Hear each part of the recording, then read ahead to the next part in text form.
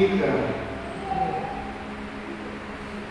Eu vim de um mundo onde eu vivia no mundo das drogas, da bebida,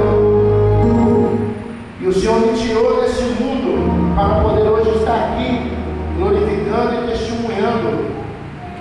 Eu cheguei num ponto onde por 4 anos eu morei na rua como mendigo, comendo comida no lixo, pedindo comida nas casas, dormindo em casa velha, suja, abandonada em praças.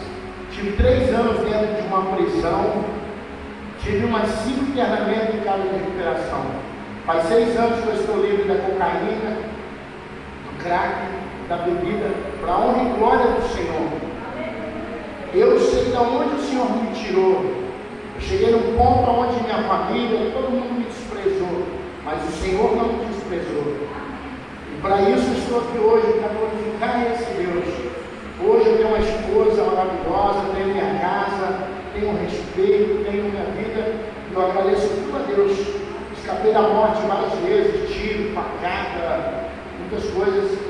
Mas o Senhor, quando Ele nos escolhe, como Ele escolheu você, Ele nos guarda e nos protege. Amém? Glória a Deus. Nesta noite, irmão, vamos meditar na palavra que fala sobre, onde a Bíblia nos relata sobre Agar, Abraão e Sara. Todos os irmãos já devem conhecer a história de Abraão. O Senhor prometeu a ele que ele ia ser pai de multidões. Toda a descendência da terra vem de Abraão. Porém, Abraão foi passando os anos e não tinha filhos. Ele não tinha filhos, a sua esposa Sara já estava com uma idade avançada e ela não podia ter filhos. E daí a Bíblia nos relata lá em Gênesis 16, capítulo 16, o versículo 1. Vamos começando aqui. A palavra nos relata assim. Eu vou ler em espanhol, porque a minha Bíblia em português está vindo no Brasil, não chegou ainda. Igual e essa pequenininha não enxerga, então. Mas a palavra de Deus diz assim, no capítulo 16, lá de Gênesis: Sarai, mulher de Abraão, não lhe dava filhos, e ela teria uma serva egípcia, se chamava Agar. Dijo entonces Sarai a Abraão: já ves que Jehová me ha hecho estéril, te ruego pues que leves a mi serva, quizá tendré hijos de ella. E atendeu a Abraão el ruego de Sarai. Então aqui nós vemos que Abraão, Sarai estéril, não podia dar filhos a Abraão. Mas mesmo o Senhor tendo, pode sentar, fica à vontade. Mesmo o Senhor tendo dado uma promessa para Abraão, eles não creram, faltou um pouco de fé. A Sara chegou no ponto e falou: já estou velha, não vou poder te dar filhos.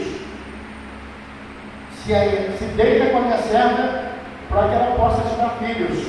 Esse foi um grande erro.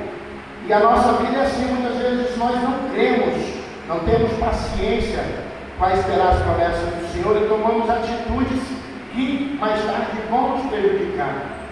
Por quê? Porque já vamos estar continuando. Na nossa vida, às vezes nós temos uma promessa do Senhor e nós queremos que ela cumpra do dia para a noite, só que o Senhor não trabalha assim. Talvez o Senhor ainda não tinha dado o filho a Abraão, a Sara, porque eles não estavam preparados. Antes do Senhor te dar o que Ele prometeu, Ele vai te preparar primeiro. Ele vai te capacitar você primeiro. Só que nós, muitas vezes, queremos fazer o trabalho de Deus. Queremos tomar a frente de Deus. Tomamos decisões, escolhemos pessoas para estar ao nosso lado, que não são de Deus. E nesse caso, a Sara não esperou o que ela fez, colocou uma mulher no relacionamento dela. E dando quantidade, a gente pode ficar sentado, irmãos. A palavra nos diz que, lá no versículo 10, aleluia, 10, lá no versículo 4, fala assim: e ele, Abraão, se legou a Agar, a qual concebeu E quando viu que havia conseguido, mirava com desprezo a sua senhora. Então aí Sara arrumou um problema para ela sozinha. Sozinha ela arrumou um problema, porque quando Agar concebeu um filho, ela começou a se achar mais do que a própria Sara.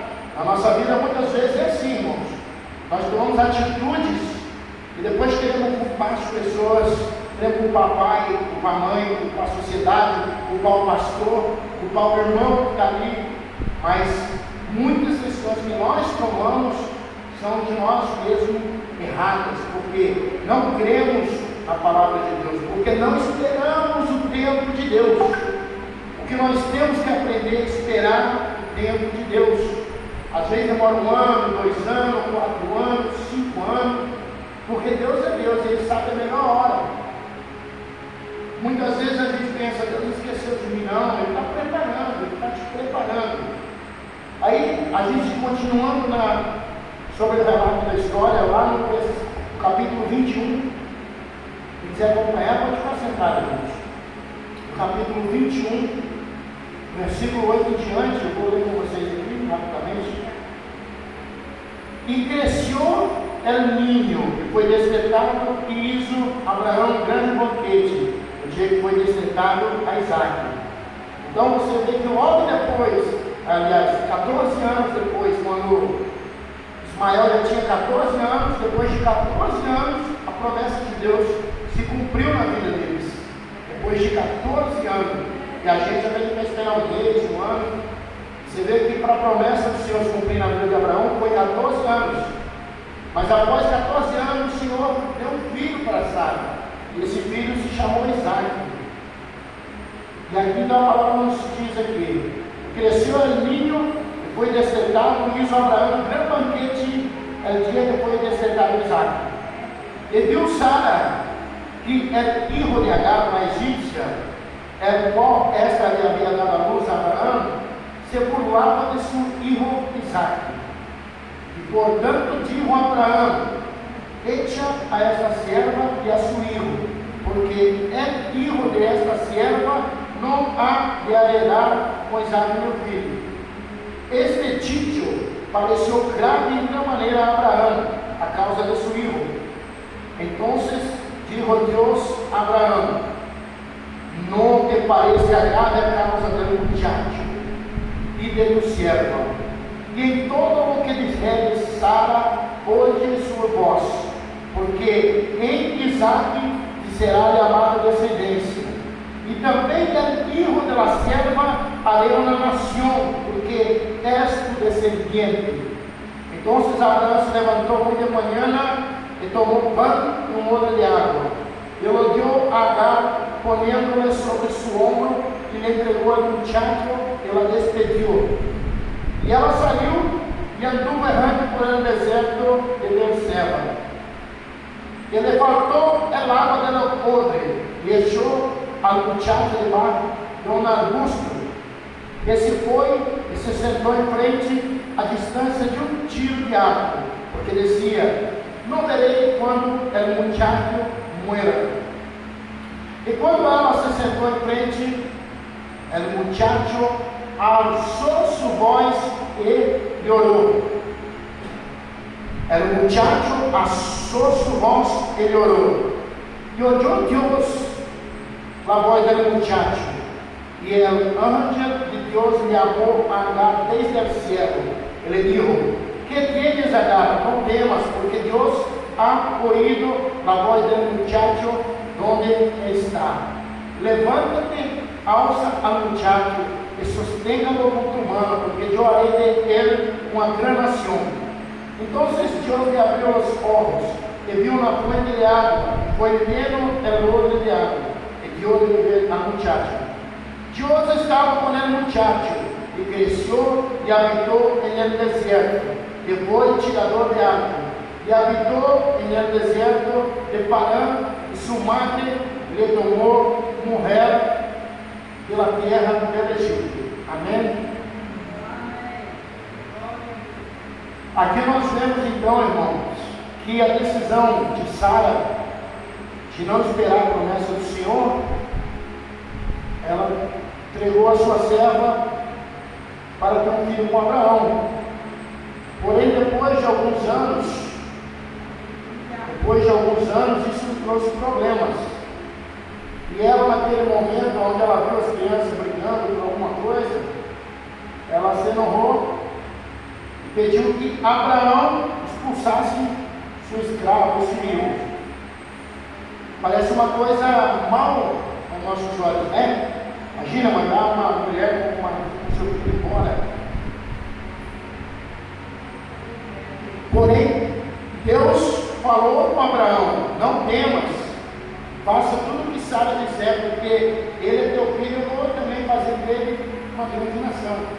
Então, Abraão, quando despediu ela, ele despediu sem medo, porque Deus já havia falado com ele que ia fazer uma grande nação. E ele simplesmente ouviu a voz de Deus, né? Então, o que nós podemos hoje refletir sobre isso? Que quando as coisas vão mal, muitos querem sair do deserto, mas não conseguem, culpam aos outros. E assim como eu falei, na nossa vida muitas vezes nós culpamos as pessoas por nossos erros, por nossas fraquezas. Aí o filho não estuda, aí ele culpa o pai e a mãe por não ter uma boa educação, porque ele não pode se formar. O marido às vezes ele consegue ir adiante com a esposa culpa o marido. Nós sempre estamos buscando a culpa em alguém, nós nunca queremos assumir a nossa culpa.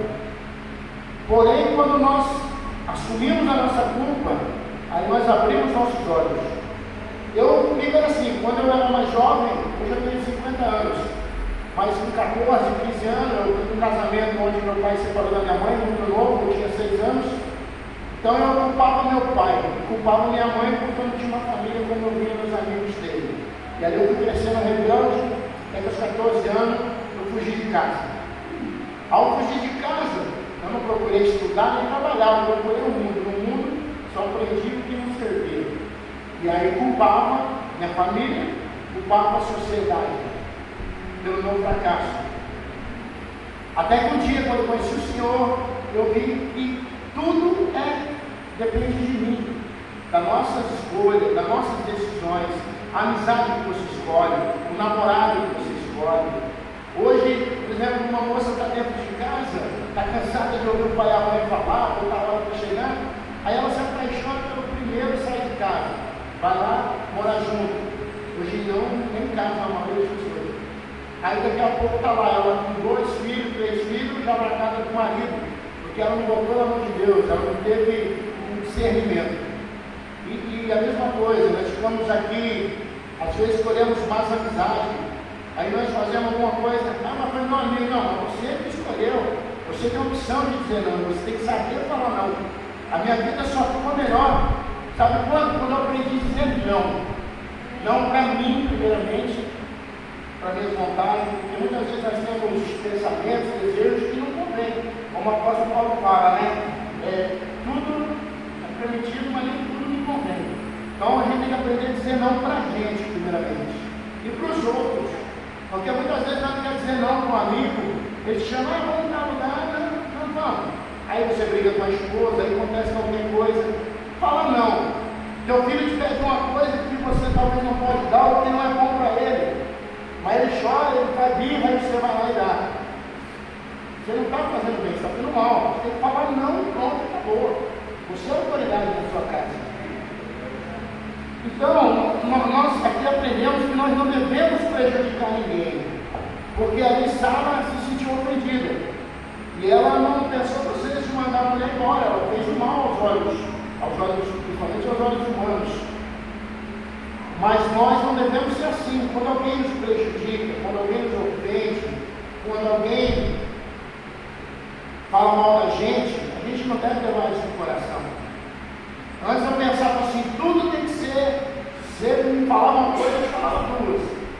Aí você gera sempre uma discussão, você gera um problema. Tem que nos aprender. Quando Jesus fala, quando bater um lado, você dá o outro, é justamente isso. Quando a pessoa fala mal de você, quando a pessoa te faz uma calúnia, quando a pessoa te... Você vira outro lado e deixa, você vai ver como é que a vida flui bem melhor. Nós não devemos prejudicar a ninguém, porque Deus vê tudo que nós fazemos. Tudo que nós fazemos está escrito lá. vai chegar no dia que a gente vai ter que prestar contas. Nós temos que confiar na soberania de Deus. Nós muitas vezes não confiamos na soberania de Deus. Nós pedimos, nós dissemos que cremos, mas lá no fundo nós não cremos. É a mesma coisa, a pessoa fala, eu estou com uma dor de cabeça e eu creio que Deus vai me curar, mas daqui a pouco ela vai lá e toma 4 comprimidos. Às vezes quando eu faço isso, tomo 2 comprimidos uma vez. Então lá no versículo 13, a palavra nos ensina, nós devemos confiar na soberania de Deus. Porque quando Sara mandou Abraão mandar embora Agar e Ismael, o Senhor lhe disse: também pelo filho da serva harei uma nação, porque és tu descendente. Então, quando Deus promete, Ele cumpre. Não importa a circunstância, não importa a situação, porque Deus havia prometido para Abraão que da descendência dele a terra seria povoada. Ele falou: quantas estrelas do céu, olha a areia do mar, assim será a sua descendência. E assim é o Senhor falando nesta noite para você também. Confia na soberania de Deus. Creia que Deus está no controle de tudo e que cumprirá as suas promessas. O que Deus prometeu para você, Ele vai cumprir. Porque Ele não é homem para mentir. E Ele não é homem para se arrepender.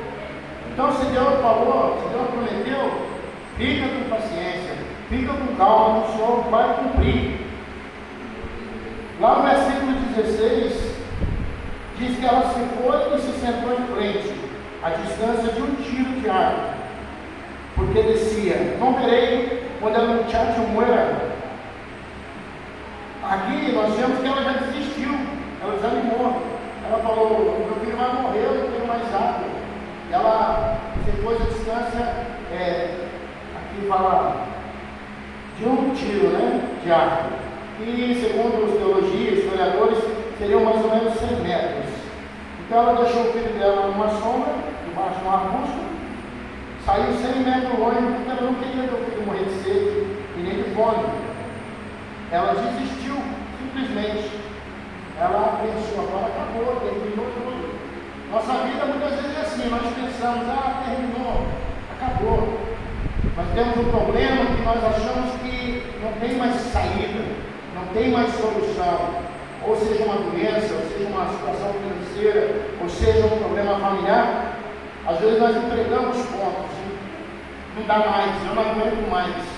Foi o que ela fez ali. Porém, olha aí, ela desistiu. Nós não devemos desistir. E o muchacho, que era o filho de Ismael, el muchacho alzó su voz e lhe orou. Alzou su voz e lhe orou. Disse, ele, então, na hora que ele viu que ele estava ali sem água, ele não pensou em morrer, ele pensou em Deus, ele crê em Deus. E ele levantou a voz e clamou a Deus e chorou a Deus. Na nossa vida nós temos que fazer a mesma coisa, clamar a Deus. Quando nós temos um problema, temos que clamar a Deus, chorar na presença de Deus. Às vezes você chora porque eu tive pessoas, não estou dizendo a gente, por exemplo, a pessoa chora porque o futebol, o time perdeu, chora porque perdeu o namorado, perdeu a namorada. Nós temos que chorar para Deus, porque quando nós choramos para Deus, o Senhor se compadece de nós. Nós temos que chorar aos pés de Deus. Muitas vezes, muitas pessoas têm um problema, chega no vizinho, conta o problema, chega no trabalho, conta o problema, para pessoas que não vão resolver nada, para pessoas que muitas vezes vão sair falando da tua vida, expondo você mais ainda, fazendo você passar vergonha. Se você tem um problema, fala com Deus. É Deus e você, é você e Deus. Fala para Deus, chora no pé de Deus, porque quando você chora no pé de Deus, Ele vai te ouvir. Ana, quando chorou nos pés do Senhor, lá quando viu o filho, Deus atendeu. Todos aqueles que choram, na Bíblia fala que chorou na presença de Deus, foram atendidos às suas petições. porque o Senhor conhece o nosso coração, o nosso quebrantamento. Muitas vezes nós podemos falar, é isso e aquilo, eu faço, eu sou, mas é Deus que conhece o meu coração, é Deus que conhece o teu coração. E Deus sabe quando você é sincero, quando você é verdadeiro, Ele sabe a tua necessidade. Então nós temos que erguer a voz, clamar a Deus, se desmanchar, se derramar na presença de Deus. Como lá no Salmo 126, a palavra nos diz ali, aleluia, glória a Deus, Salmo 26, versículo 5: Os que sembraram com lágrimas, com regozijo cegarão, irá andando e orando, é que leva a preciosa semilha, mas volverá venir com regozijo, traindo suas gavilhas.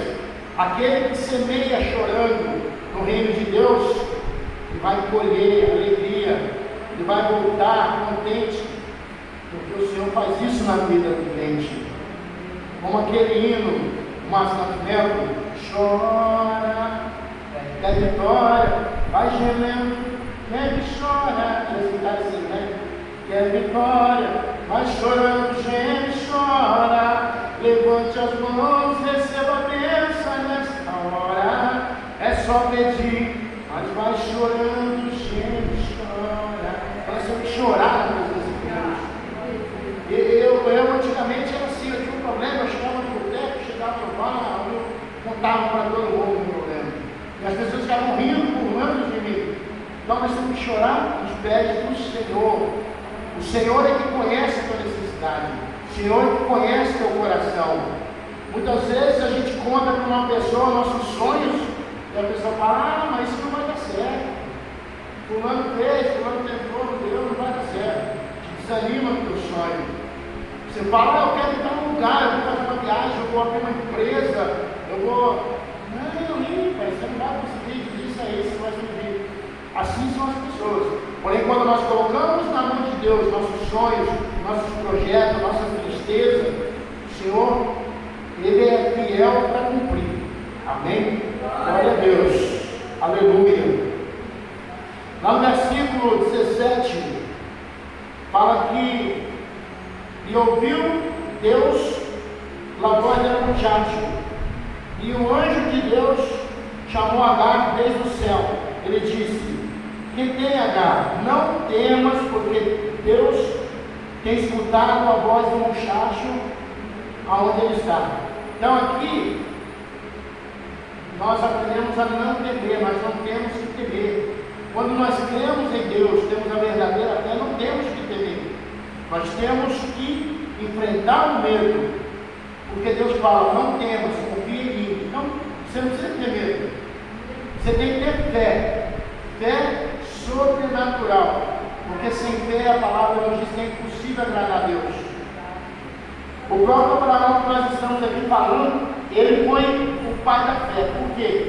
Você imagina, ele esperou quase 100 anos para ter um filho.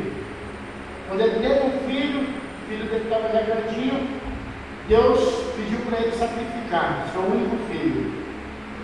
Você imagina, Abraão esperou uma vida para ter um filho e depois Deus lhe pediu seu filho. Mas ele em nenhum momento ele deixou de escutar a voz de Deus. Ele teve fé. Ele pegou seu filho, pegou os seus servos, suas mulas, colocou a lenha, tal, preparou tudo para o holocausto. Chegou lá e falou para o seu servo: espera que eu e o menino vamos adorar a Deus. No caminho o menino falou: pai, estou vendo a lenha, estou vendo tudo, mas cadê o cordeiro? Imagina ele olhar para o filho dele e falar, pensar, é você que vai ser sacrificado. Mas eu acho que ele, no coração dele, eu creio que ele já, a fé dele era tanta que ele sabia que Deus ia prover de alguma forma. Quando ele amarrou seu filho naquele altar para ser sacrificado, quando ele foi sacrificar, a voz do anjo: opa, para aí, olha para trás, estava lá o cordeiro para ser sacrificado. Então você imagina a fé de Abraão, porque se alguém pedir hoje para mim matar meu filho, se alguém pedir para você matar seu filho, você vai? Não vai. Então você imagina a fé de Abraão, e essa fé que nós temos que ter, Porque o milagre só acontece através da fé. Se a gente não tiver a verdadeira fé, a genuína fé que tem lá de dentro do coração, da alma, o milagre não acontece. Muitas vezes as coisas que nós pedimos não vêm porque falta fé. Falta fé de nós mesmos. Nós precisamos ter mais fé, buscar cada dia mais a presença de Deus e ter mais fé. Lá no capítulo, no versículo 18: levanta-te, alça ao muchacho e sustenta com tu mão, porque a ele é uma grande nação. Levanta, ergue a cabeça, vai em frente, porque Deus está contigo. Deus aqui, Ele está prometendo para lá, para ela, para H.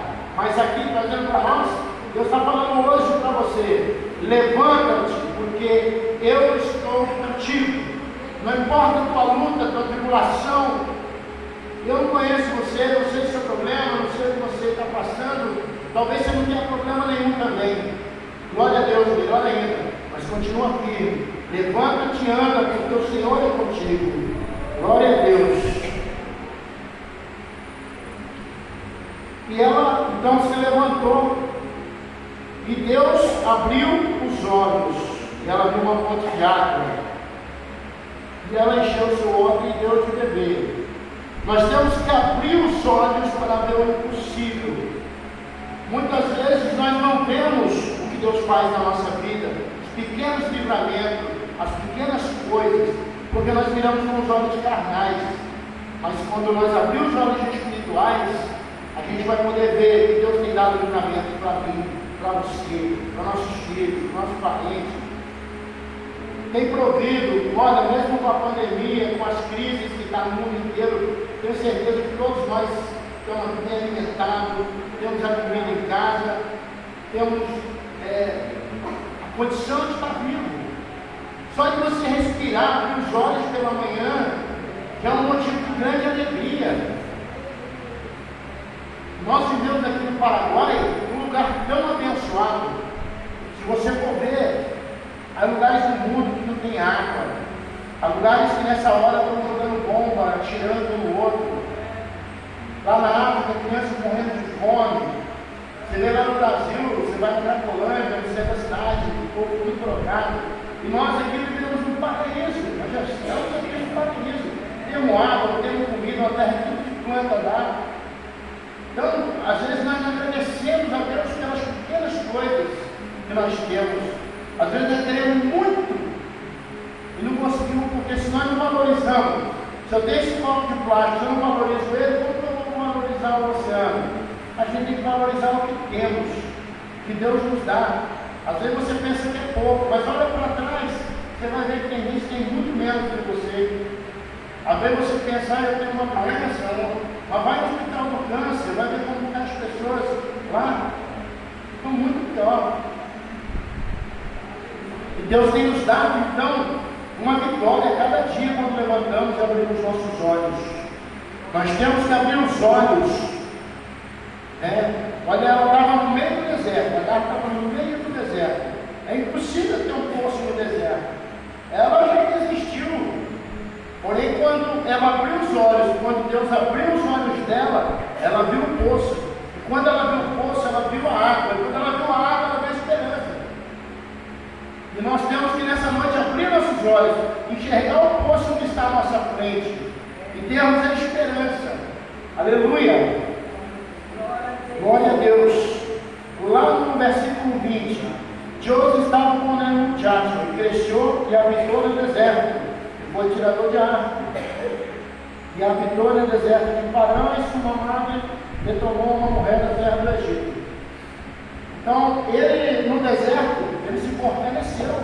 No deserto, ele treinou e virou o melhor arqueiro.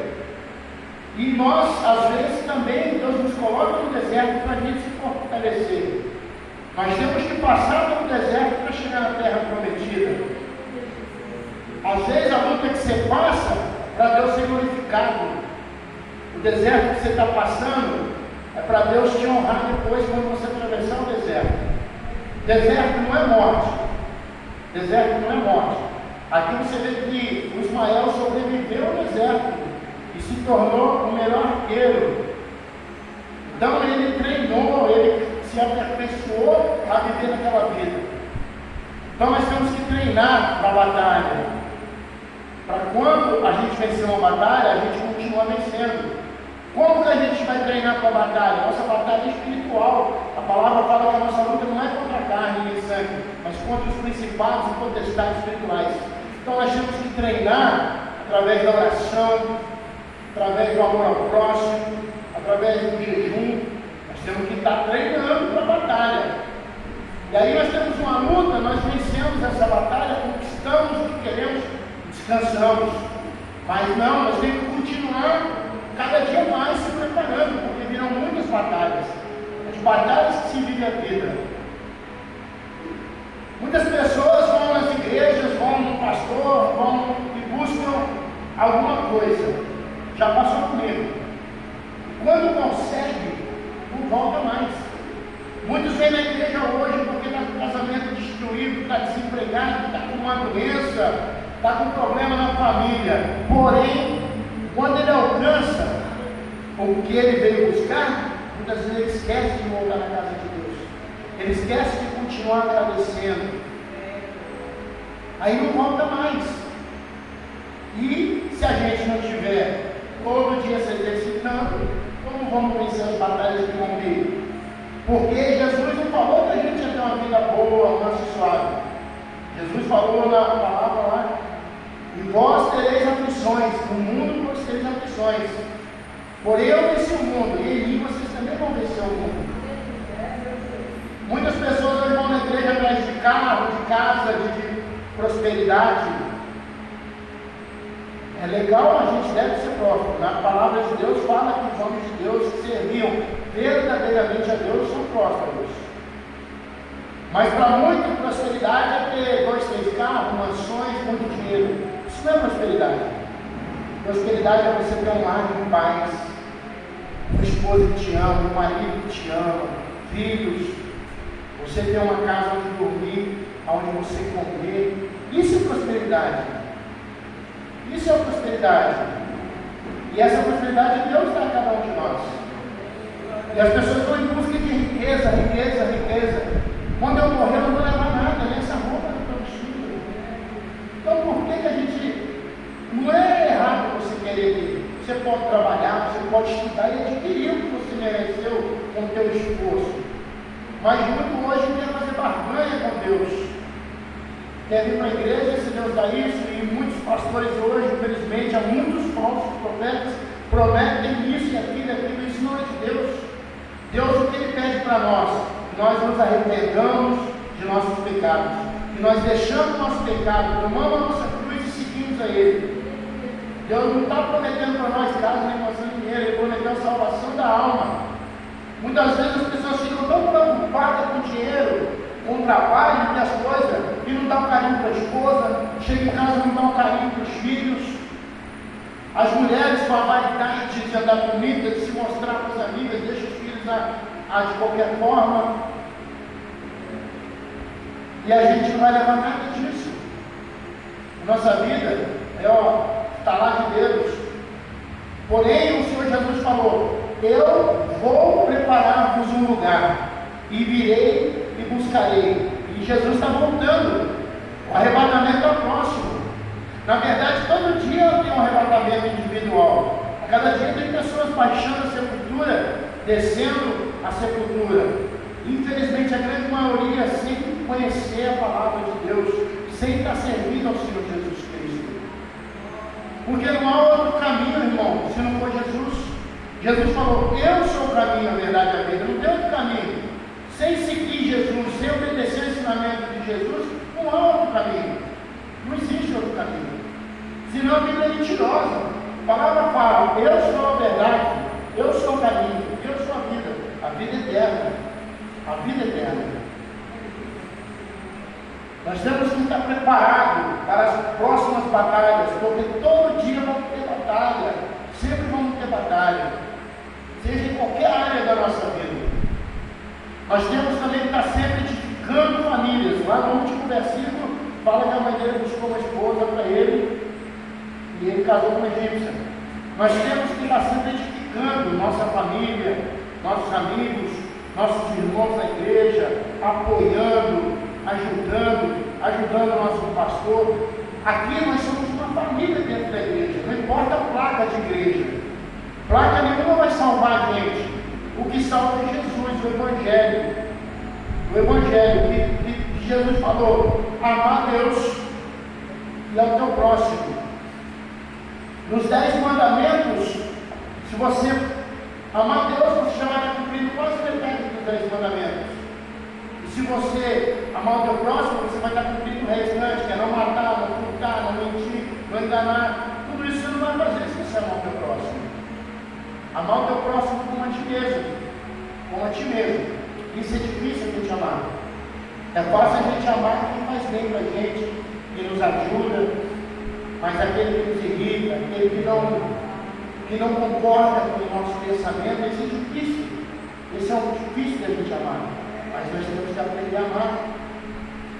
Nós temos que, em vez de julgar, muitas vezes as pessoas falavam para mim antigamente: você é um bêbado, você não tem vergonha, você não tem mais jeito não. Só que eles não sabiam que a luta, o desespero, quantas vezes eu chorava pedindo para Deus: Deus me livra disso, da droga. Então, as pessoas às vezes julgam a gente sem saber o nosso desejo, mas Deus conhece o coração de cada um. Hoje as pessoas podem falar de você, pode te atirar pedra porque tu é crente, pode chamar você de louco porque tu é crente, mas é melhor ser um louco com Cristo do que louco da bebida, louco da droga, sabe? Infelizmente, hoje a mídia, a televisão, tudo só coloca coisa ruim na nossa mente. É só desgraça, só maldade, são coisas que deixam as pessoas tristes, com medo. Por isso que nós devemos desligar a televisão. Não, você não pode ver alguma vez um filme, alguma coisa que seja, mas tem coisas que nós não devemos ver. Alguns anos atrás, eu trabalhava no hotel à noite, eu era porteiro ali, estava trabalhando no hotel JR. Eu fazia um programa na rádio, musical, uma sertaneja. E eu tinha um desejo de fazer um programa policial. Então eu criei uma página no Facebook e comecei aquela página. Botar notícia, então 5 horas, 6 horas da manhã, eu já colocava notícia de vários lugares da região toda, Mato Grosso do Sul, Paraguai, Paraná, só notícia ruim. Eu já estava com mais de 3.000 pessoas na página. E sempre quando eu colocava, por exemplo, que alguém morreu, que alguém foi matado, assassinado, muitas pessoas curtiam, muitas pessoas viam. Aí um dia o Senhor falou comigo, no meu coração: Luciano, por que você está fazendo isso? Todo dia mandando de manhã cedo essas coisas para as pessoas. Eu estava alimentando o medo, eu estava alimentando o mal. Todo dia de manhã cedinho, 6 horas da manhã, estava cheio de notícia ruim. Aí eu fui, apaguei essa página e parei, eu ouvi a voz do Senhor. E hoje, quando eu mando bom dia, Deus abençoe. É o que nós temos que ser luz, temos que ser sal. As pessoas têm que ver em nós aqui o brilho de Cristo, a luz de Jesus na nossa vida. Nós vemos por aí crentes que andam de cara feia, andam mal-humorado, reclamando da vida. Olha, que Deus que você serve, você só vive mal-humorado. Que Deus que você serve, você só vive de cara feia, reclamando. Como que a gente vai atrair um ímpio lá da rua para cá se a gente não tiver luz, não tiver alegria?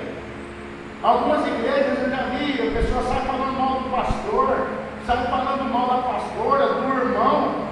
Como que alguém vai vir nessa igreja se a gente ser assim? Nós temos que amar, falar bem do nosso pastor, falar bem. Como que a igreja é uma bênção. E nós temos que ser essa bênção.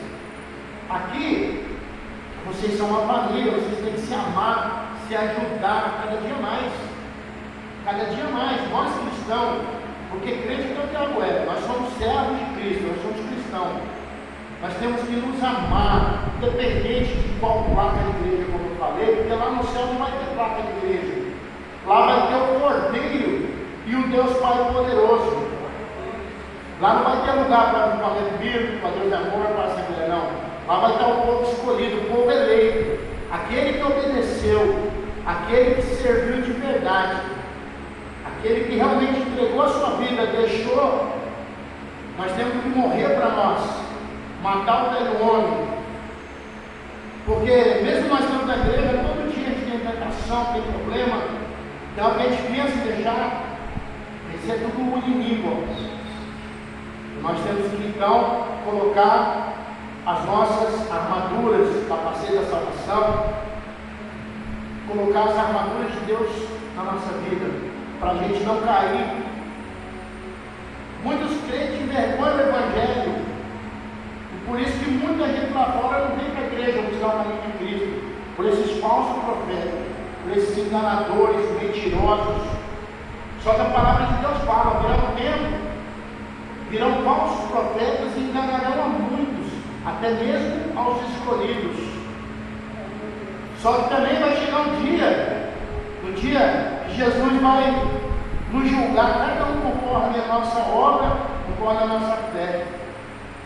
E Jesus disse que naquele dia, muitos vão chegar perto dele, falar: Pai, eu expulsei demônio em teu nome, eu curei em teu nome. Jesus vai falar: parte de mim, porque eu não te conheço. E esses são os falsos profetas, os enganadores. Por isso que Deus venha dar discernimento para cada um de nós. Deus venha dar sabedoria. O verdadeiro evangelho está aqui, irmão. Quando alguém pregar algo que não está na Bíblia, não é verdadeiro. Nós temos que aprender como os bereanos na época de Paulo. Tudo que era pregado, eles iam lá e via. Então, quando alguém te pregar, você vai na Bíblia e busca se tem, isso é isso, irmão. A Bíblia é a palavra do Senhor. A Bíblia tem todas as respostas que nós procuramos para toda a nossa vida. As pessoas procuram autoajuda, procuram psiquiatra, psicólogo, sendo que todas as respostas estão aqui. É você colocar aqui em prática o que é ensinado. Então, irmãos, que nesta noite nós venhamos ter mais fé, não ter medo das dúvidas, porque Deus é conosco, Deus é contigo. Confiar mais em Deus, chorar nos pés do Senhor, derramar nossos problemas nos pés do Senhor. E aí então nós vamos poder ter uma vida melhor, ajudar a servir na igreja, porque Deus também, Jesus deu uma ordem: ide pregar o Evangelho a toda criatura. Muitos cristãos vêm para a igreja: eu estou salvo, eu estou bem, eu estou feliz. Não, irmãos, tem que sair lá fora, falar de Jesus, pregar o Jesus que você serve, falar o que Jesus fez na sua vida. Eu sei o que Jesus fez na minha vida, eu falo. Jesus me tirou do mundo de crime, do mundo de droga, Jesus me livrou da morte. Por isso que hoje eu sirvo esse Jesus. E esse Jesus, da mesma forma que ele mudou a minha vida, ele pode mudar a vida de qualquer um. Ele pode mudar a vida de qualquer um que acreditar, que ter fé. O que nós precisamos, irmãos, é mais fé, cada dia. Mais fé, mais fé, mais fé. Esse é o que nós precisamos. Aleluia. E nesta noite, irmão, o Senhor possa te abençoar, você, sua família, que você possa ser cheio do Espírito Santo de Deus aonde você for, que as tuas lutas, os teus problemas possam ser curados, os seus problemas possam ser resolvidos pelo Senhor Jesus, porque somente Ele pode, somente Ele tem poder para nos ajudar. Sem Jesus nada somos, sem Jesus nada conseguimos. Aleluia. Eu vou cantar mais um louvor para a gente estar encerrando esse culto. Até aqui foi o que Deus colocou no meu coração. Nós possamos ter mais fé, nós possamos não temer, confiar em Deus.